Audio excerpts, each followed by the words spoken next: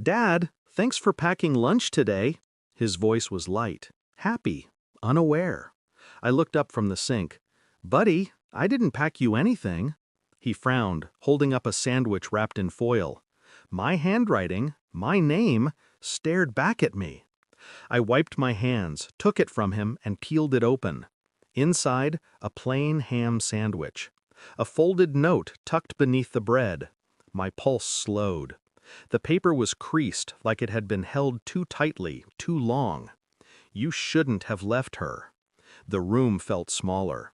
My son was still talking, something about lunch swap at school, but I couldn't hear him. My ears filled with static. My throat turned dry. Her handwriting. My ex-wife's. The woman I buried 5 years ago. Grief plays tricks on memory. I told myself that. Told myself it was some cruel coincidence, someone's idea of a joke. But I knew her script. The sharp tilt of her T, the little hook at the end of every R. She used to sign our son's notes like that. I checked the foil again, same brand we used to buy. The handwriting, the wrapping style, the smell. She used to make sandwiches just like that, cut diagonally, not straight, always diagonally. I wanted to believe someone was messing with me. Maybe a parent from school. Maybe I'd written the note in my sleep. But no one else knew. No one knew what those words meant. You shouldn't have left her. Not me. Her.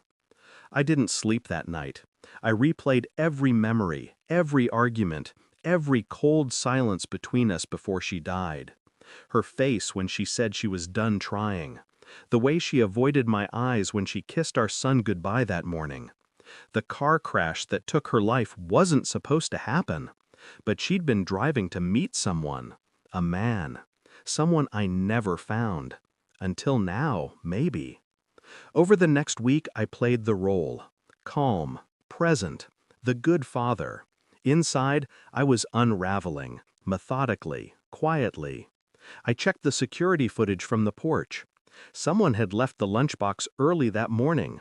No face, just a hand. Pale, thin. The way she used to look at the end, when sleep stopped visiting her. I sent the note for handwriting analysis. I told the analyst it was from a found letter. He confirmed it. Same person, same pressure, same stroke patterns. Impossible. But truth doesn't ask permission. I checked the cemetery next. Her grave looked untouched, but the flowers, fresh ones, weren't from me. I dug through old messages, her last voicemail, a fragment. If something happens, you'll know why. I hadn't listened to the rest. I couldn't. Now I did. And when she's ready, she'll come for him. Don't stop her. My blood went cold. She'd said she, not I. The tests came back, DNA on the sandwich wrapper.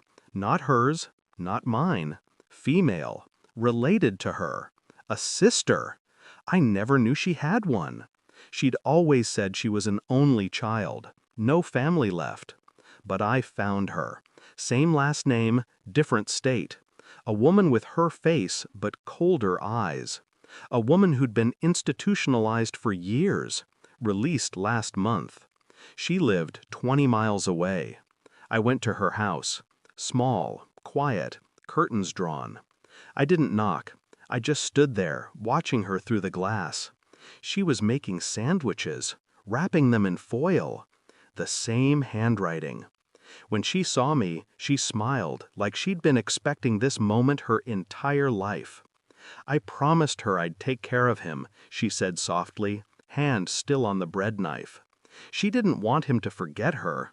I didn't answer. I just slid the note across the table, the one from the sandwich. Her smile faded. You left her, she whispered. So I came back for her son. I didn't shout, didn't touch her. I simply reached into my pocket and placed a small black device on the table. The red light blinked. I'd recorded everything. Her eyes widened. I didn't come for her, I said. I came for you. She trembled, realizing she'd just confessed. The silence stretched, heavy and deliberate. Outside, I heard sirens. She tried to speak, but the words broke against the static in her throat. I watched her crumble, watched the panic set in, the kind that doesn't scream, just dies quietly behind the eyes. I felt nothing, just air. Later that night, my son slept peacefully beside me.